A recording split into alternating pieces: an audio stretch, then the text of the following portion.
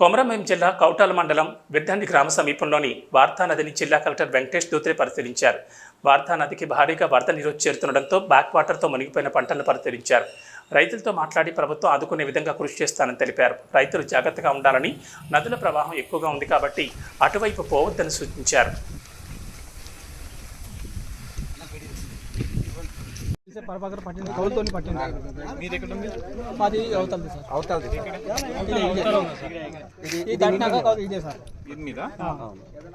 ఇక్కడ నుంచి ఎవరే ఉన్నా సార్, ఇది దాటినాక మనది చెట్లు ఉన్నాయి కదా సార్, ఎవరే ఎవరే ఏం పెట్టారు అక్కడ?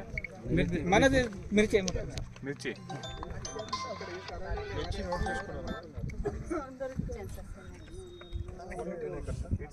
సో ఈరోజు వచ్చిందా?